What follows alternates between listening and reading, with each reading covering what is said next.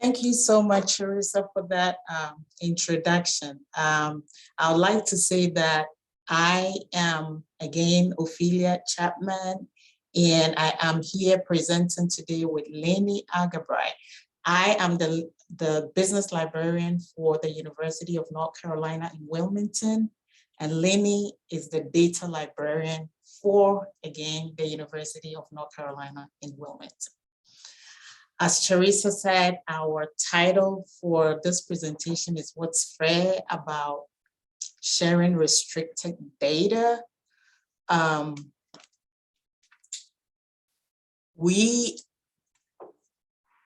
in the business discipline know that some of our research data can be very restricted. However, some researchers are beginning to face expectation to share data. Now, the FAIR data principles were developed to optimize the reuse of research data. So our goal for today is to explore the level at which we business librarians should get involved in the verification process.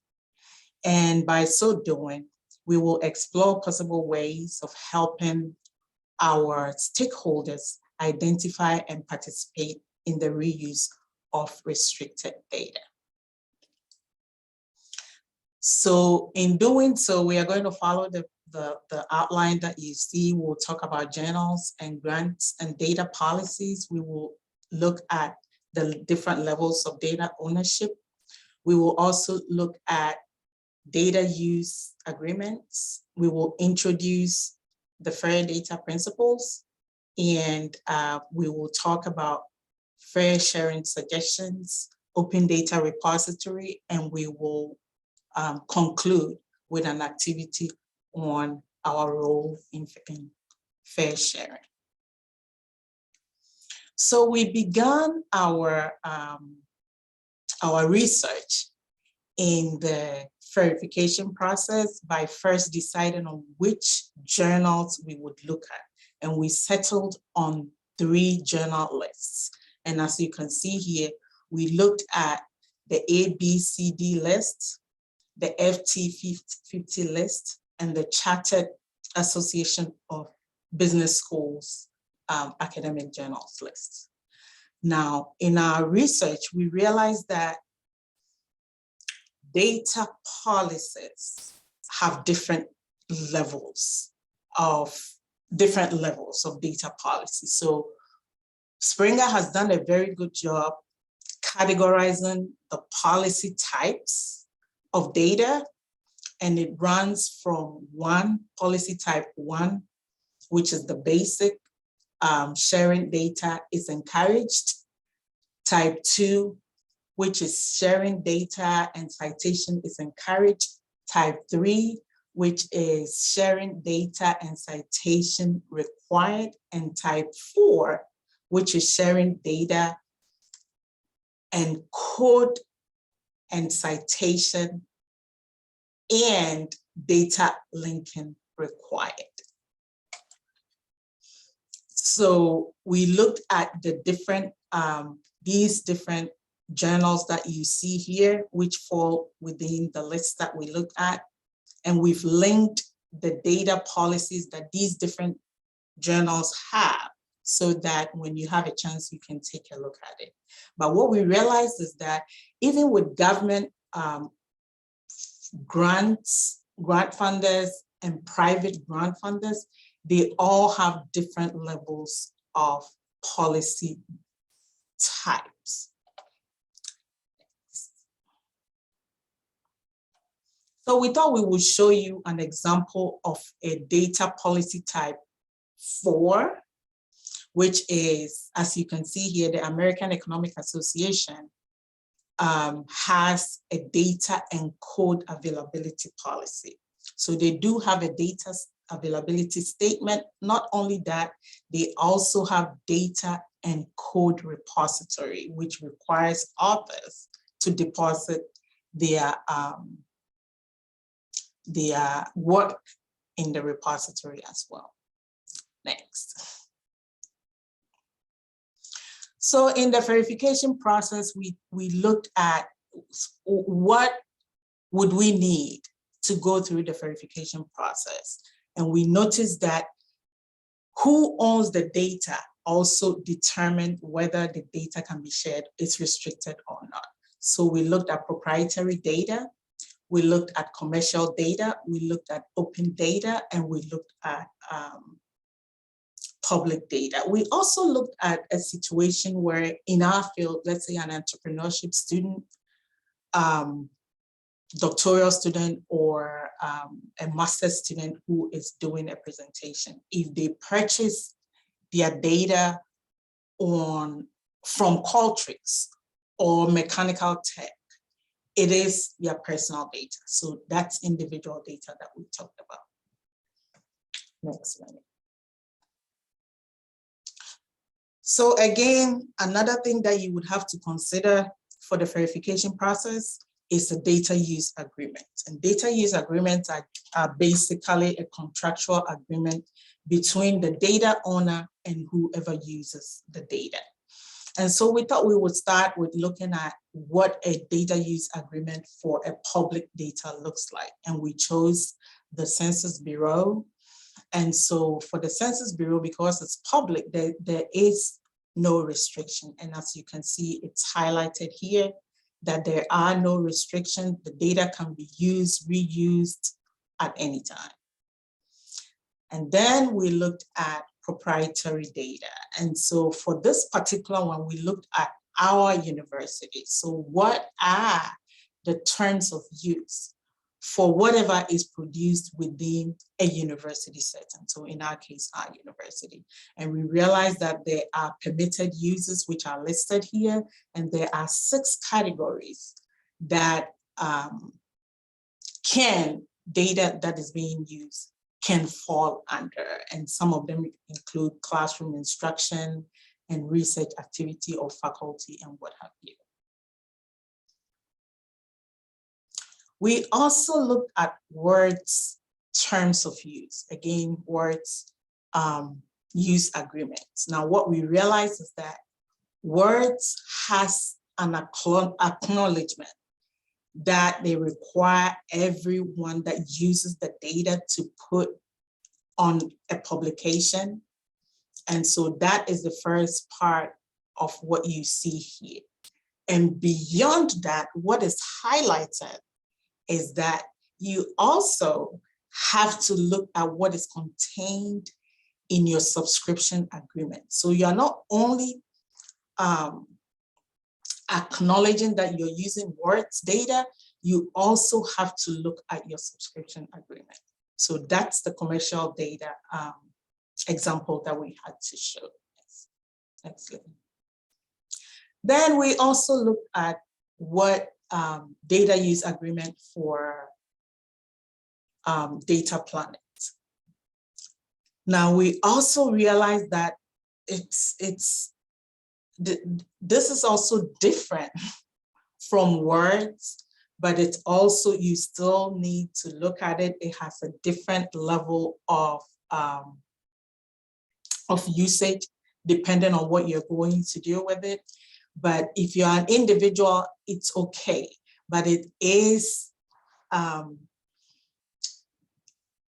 when you are posting such content in a repository, you need to contact the SAGE who owns Data Planet's permission to get permission before you can share or reuse that data.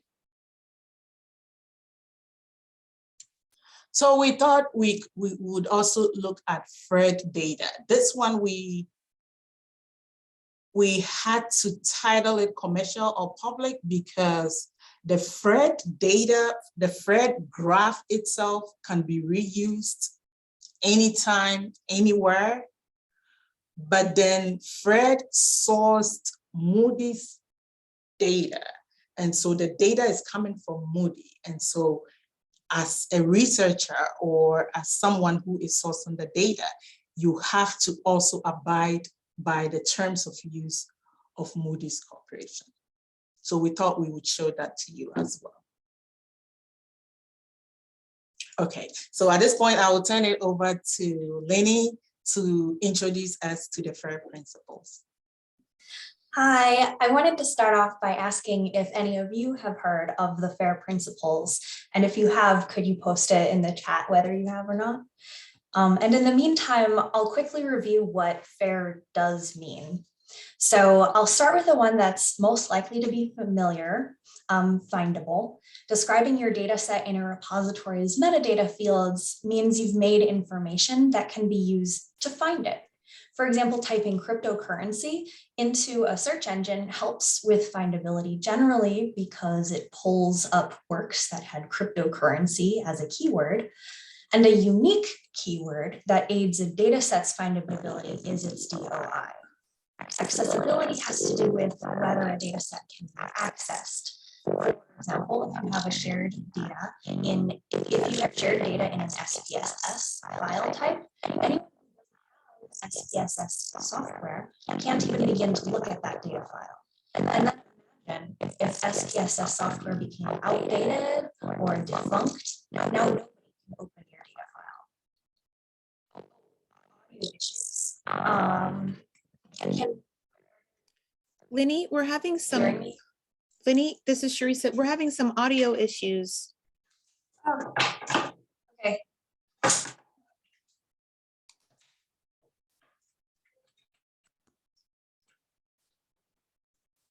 Can you hear me better now? Yes, thank you. Okay. Could you hear me at all ever? I would recommend starting just a few sentences before. Okay.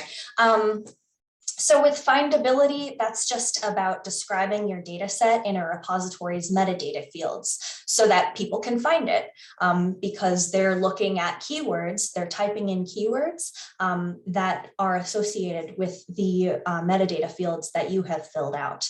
And a unique keyword that aids a data set's findability is, is it still a problem? Not at all, we can hear you. Okay. A unique keyword that aids a data set's findability is its DOI. Accessibility has to do with whether a data set can be accessed.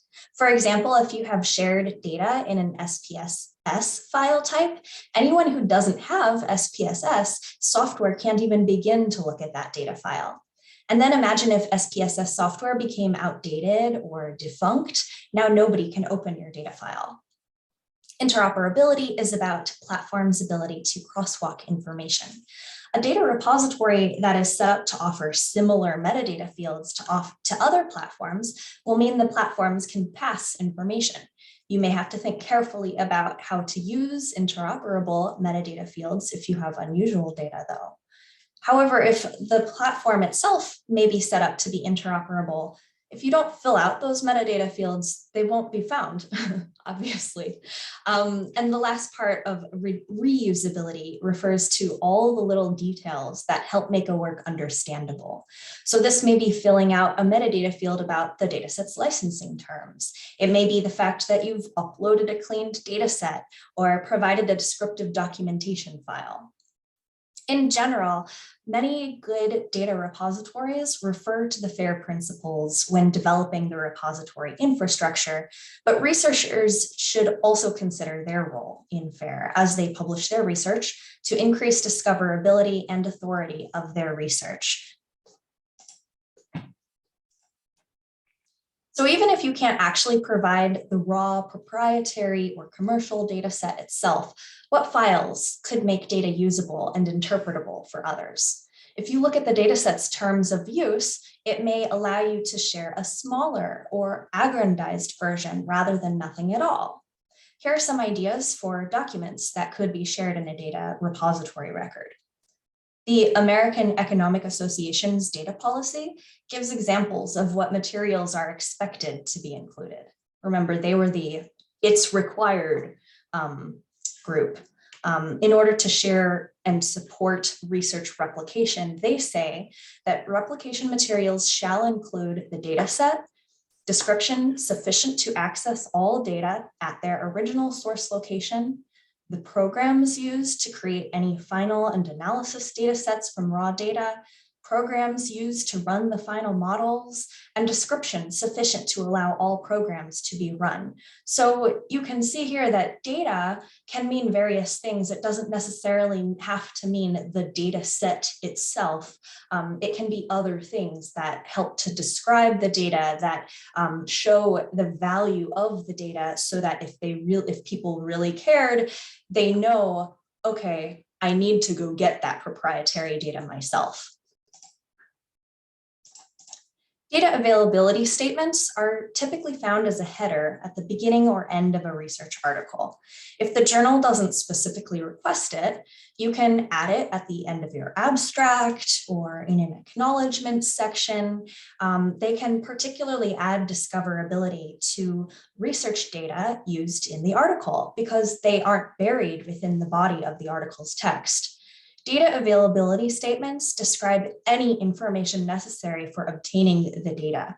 So they could include a simple URL for a repository record to download data files, but they could also, or alternatively, include details about required registrations, memberships, application procedures, monetary cost, or other qualifications needed to get access to a restricted data set. And so even if you're not necessarily sharing publicly that data, you're still making it fairer because you're making it more findable, accessible, interoperable, reusable. I put together a list of 4 quick things researchers can do when publishing that informs about their underlying research data. So inside the research publication, add a data availability statement, as well as including a data citation in the references section. So a researcher can click a link in the paper that they're already reading to get to the data. You could share the data or other data related files I've already mentioned in a data repository. Choose a repository that assigns DOIs. Some of them don't. Also, inside the data repository record, link any associated publications. So a researcher who finds the data can also find the related article. Inside a data repository record, use appropriate metadata. So search engines can pick up the record's information to display in a researcher's search results there on that platform. If any data is restricted, describe in the repository record how researchers can alternatively access the data files themselves. And my last quick action item is that inside the data set or the documentation file, include a suggested data citation so a researcher using the data set doesn't have to figure out how to cite it.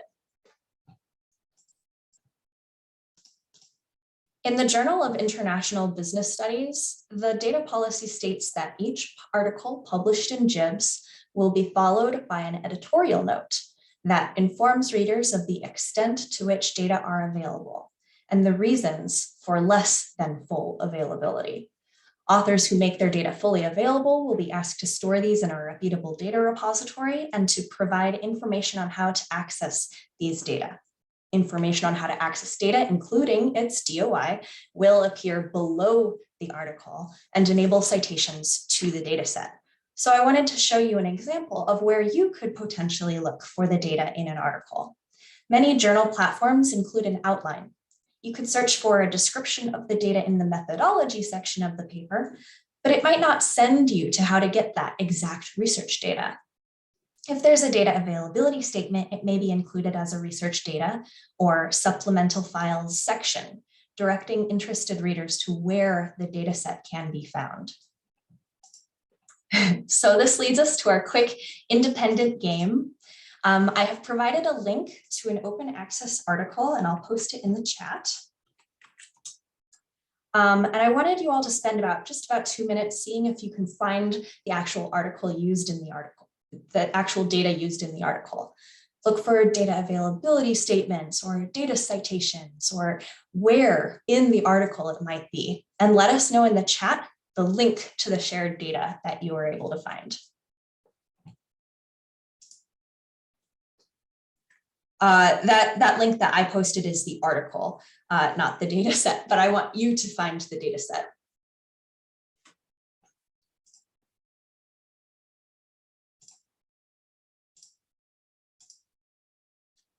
we've got it. Yes.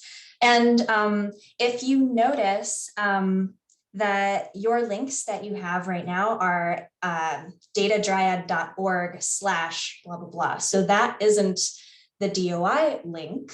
There is a DOI that that Dryad provides for you, like it's below, it's not in the URL bar, it's like in the record itself, that if you used that DOI, that is a metadata field in itself. But as you've noticed, it takes us to Dryad, which is a data repository. Right, great, okay. I think this article was slightly easier because there was a click here to find the data on the left column box. But sometimes they can be hard to find and sometimes they aren't there at all. And so an experiment that PLOS is doing is using that left column box to try to make it that much easier to actually get to the data. So good job on PLOS's part.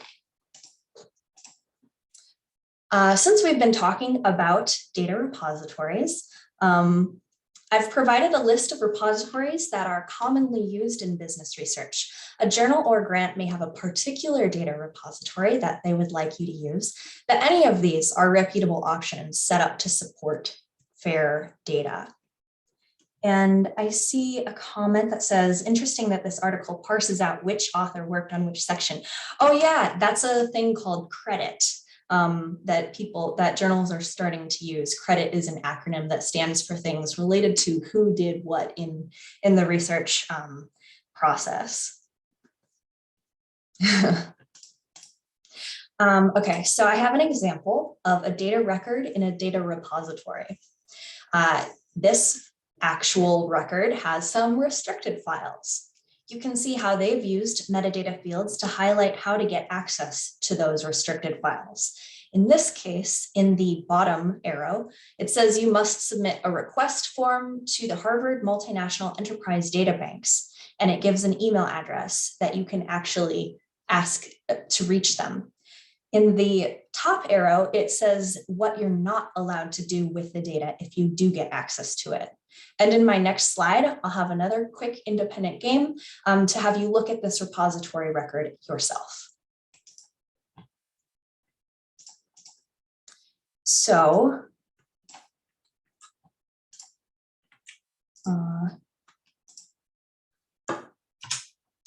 here's a link to the repository record I partly showed you in the last slide. Take a general look at the record. I'm going to hop over to the record myself, but I have posted in the chat the data set in the repository that I want you to look at, and also a self-assessment tool that we're going to get to. So here is the repository record for this data set.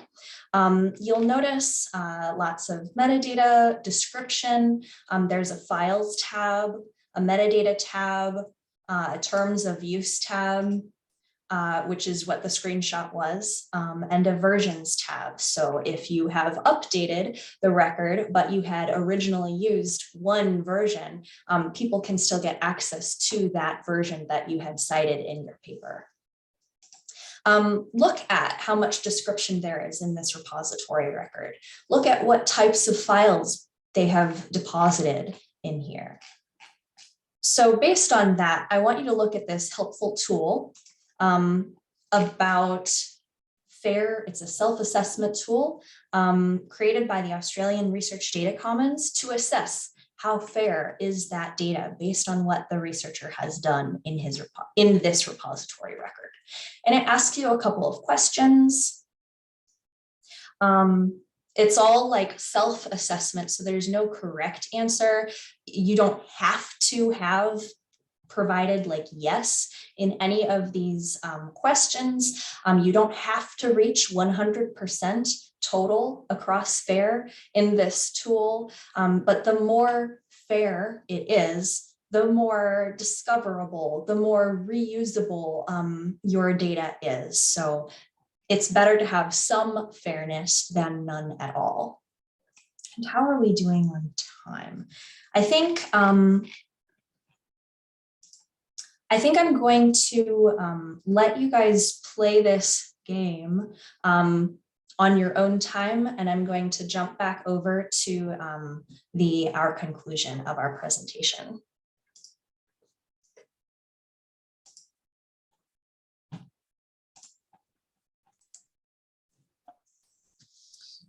So to summarize, we have talked about the different restrictions, data use, and all that.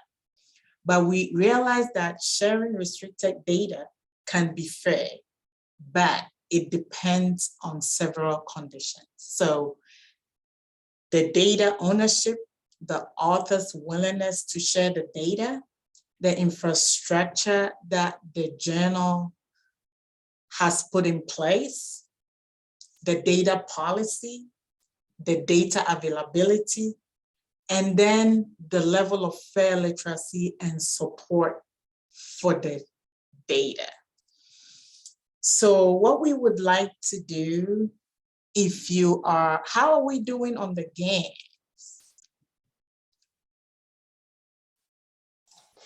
So we have finished 30 minutes and there is like 15 minutes left in our presentation for Q&A. So if you would, we can show the game and maybe spend about 5 minutes on it. And if anybody has any questions, we can hop over to questions as well. Does that sound okay? Sounds great. Okay. So we have a Jamboard and we have some questions that if you'd like to help think about these sort of questions of getting involved in FAIR, in the data sharing process for our researchers, we'd love you to contribute to this Jamboard with your own ideas. And otherwise, if anybody has any questions, we can also do that.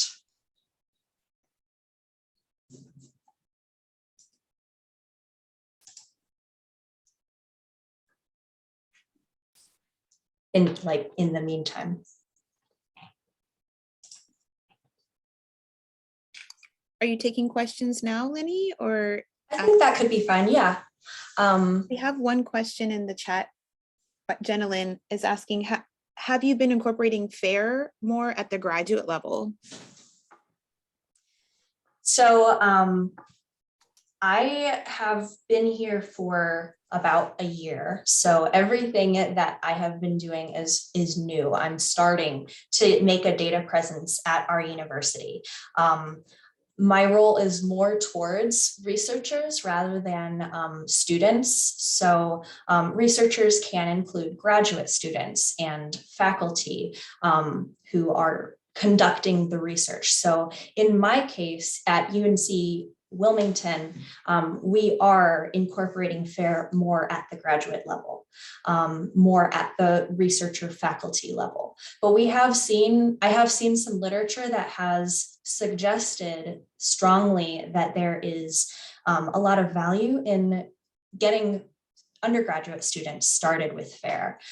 There was a poster presented at the Open Science Conference where someone in a European country was like, they were undergraduate students and they were starting like a program to get FAIR started for undergraduate students to get them excited about these sort of concepts.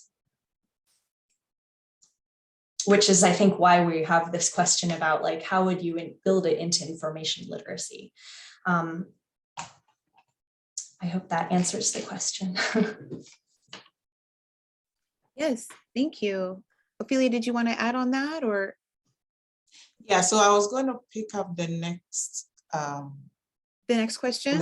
Well, yeah, let me add to that. So as the business librarian, I have sat in a finance research class and heard the professor talk about students contacting authors for data. And so what went through my mind was, What if the author that you're trying to contact does not work for the institution anymore? What if you are not able to reach the author that way? So what I have been doing in the graduate level classes is pointing students to data and data repository and how they can identify a source of data that can be used and or reused. Excellent. I hadn't really thought about that. That's this bringing a lot of great points to light. We have another question, and it's back to who your audience would be, faculty members. How do you suggest bringing the value of recognizing FAIR in your outreach and collaborations with faculty? Okay, so I think I'll take this one. So right now, as we know, these FAIR principles started not too long ago, even with the association, the the data site that we showed. We look back at when it was started and it was just 2018. So what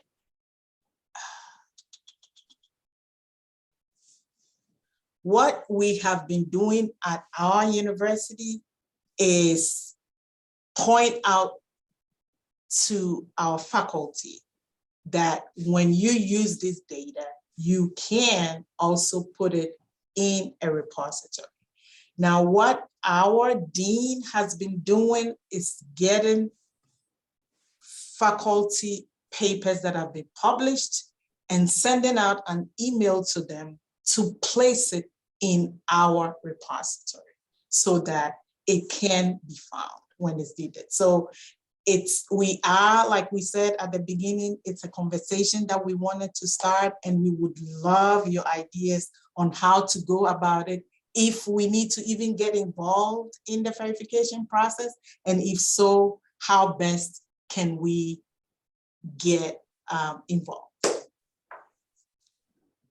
I think that there's some amount of carrots and some amount of sticks that we can use to our benefit in trying to reach out to faculty members to help them recognize the value of FAIR. Because if you say only, like sharing your data is for the good of the world, that doesn't hit on some people as it might with others. If you say you have to do this, then some of the joy and quality of creating FAIR data reduces. So thinking about what are the benefits of data sharing in general, such as it can increase data citation, it can increase citations into your research articles themselves and your research in general. It can build visibility. Other sort of benefits to data sharing can start getting people more open to thinking about FAIR. The process of making reusable data can be very long. Cleaning your data set, describing documentation files that makes it actually understandable can be very extensive. Creating non-proprietary data set files, that conversion process, making understandable names, all of these sort of data management, data curation sort of topics can play into the role of the R part of reusable in FAIR. And that can take a long time. So talking about getting people used to the idea of data sharing and why it can be good and how to be careful about it, can be an important first step to getting people open-minded to FAIR.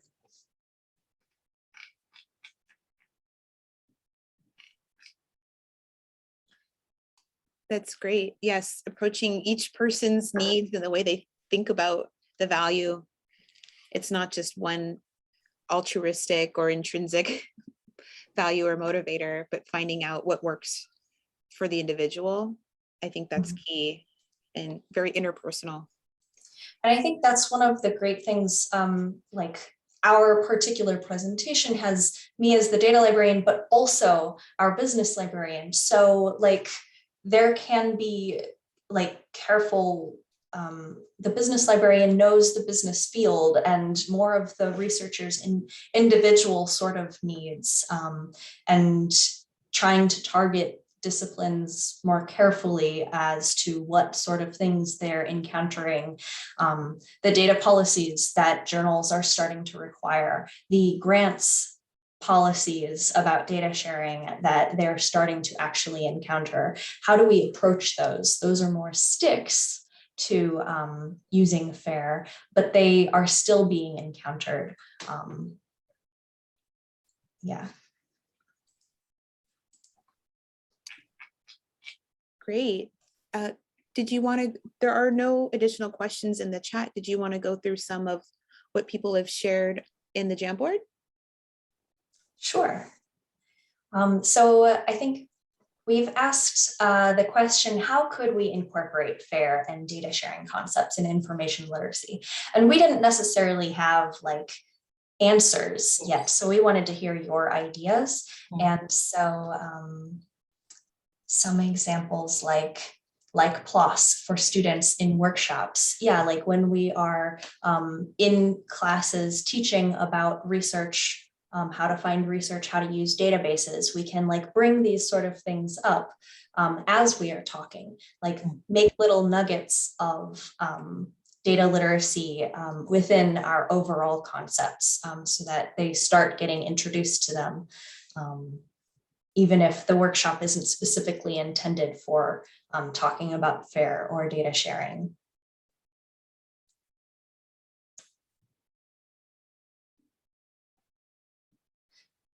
Yeah, approaching commercial data when you're doing demos. So being cognizant of like how we have restricted data that we are dealing with.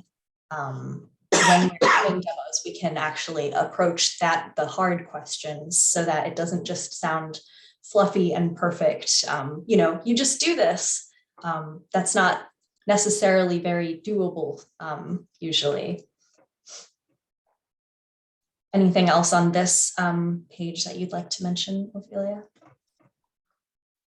I know a lot of people use evaluation resources, like for example, the CRAP test, and introducing FAIR assessment alongside that for, you know, specific purposes of evaluating data. Have you used the FAIR assessment as an evaluation tool with your researchers?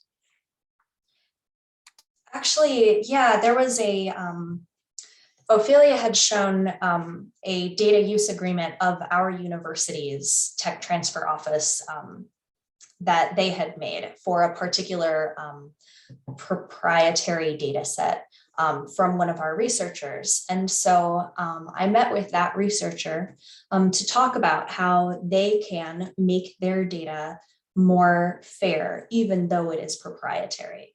And in considerations of like, what could they do to make it more fair, I was walking them through this tool and they thought it was really cool. And it showed the different levels of like, okay, well, I could, you know, put it in a repository, but link it to my, my actual proprietary part where you have to contact me for it. And so by putting in a repository, I can say yes to this part because that repository gives it a DOI. So it does ask questions that make it sort of easier to break down what FAIR is and how to actually do data sharing in a way that is appropriate and legally responsible for people's different needs.